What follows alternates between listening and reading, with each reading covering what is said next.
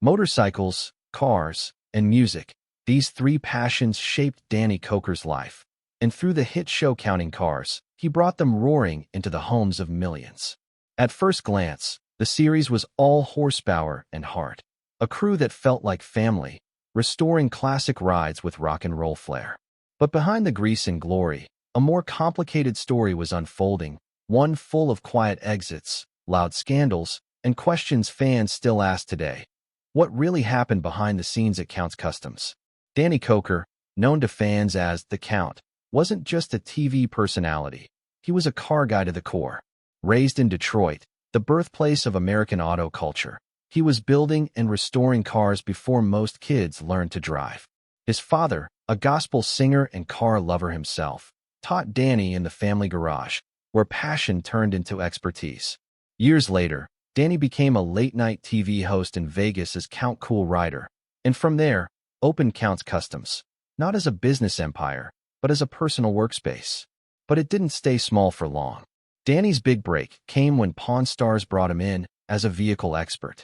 Viewers loved his charisma, and soon he got his own spin-off, Counting Cars. The show was an instant hit. Fans weren't just watching car builds. They were drawn into the personalities, the loyalty, and the artistry. But success came with pressure, and inside that garage, cracks started forming. Team members began disappearing, some quietly, others amid rumors and even lawsuits. One of the most shocking stories came from behind the office desk, not under the hood.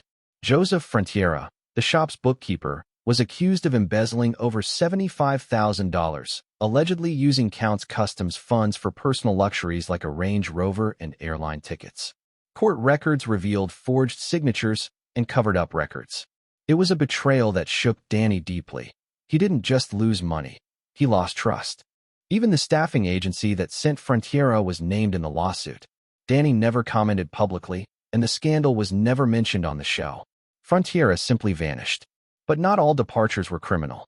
Scott Jones, the shop's original manager, kept the budget in check and frequently clashed with Danny on air. Their chemistry was tense, and then, after season 2, Scott was gone. No explanation, no farewell. Rumors of financial missteps floated, but no charges followed. Scott moved to Tennessee and opened his own shop, later appearing on Netflix's Swap Shop. The silence from both sides only deepened the mystery.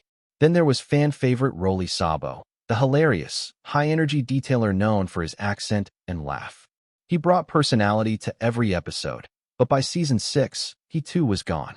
After his trailer full of equipment was stolen in 2017, Rolly disappeared from the show and public view.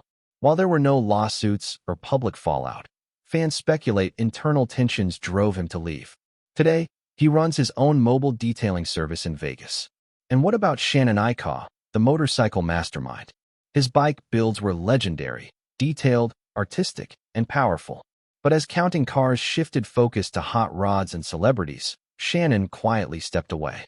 No drama, no scandal, just a craftsman who chose to walk a different path. He still builds bikes in Vegas and remains respected in the custom community. Not every exit was quiet, though. Mike Henry, aka Horny Mike, was the show's rock star. His wild airbrush designs and mohawk made him unforgettable. But behind the outrageous persona was a real artist under pressure. Clashes with production and creative constraints eventually led Mike to scale back his appearances. He now runs Horny Mike Designs and remains a fan favorite, even if he's not always in the spotlight. So what happened to the Counting Cars crew? Fame, pressure, creative clashes, even betrayal. But one thing is clear. Danny Koker's garage wasn't just a reality TV set. It was a real shop with real people, and when things fell apart, they did so off-camera and often without closure. Who was your favorite team member on Counting Cars? Let us know in the comments below. And if you love true behind-the-scenes stories from Hollywood and reality TV, don't forget to hit that like button, subscribe to StarLoop News, and keep riding with us for more.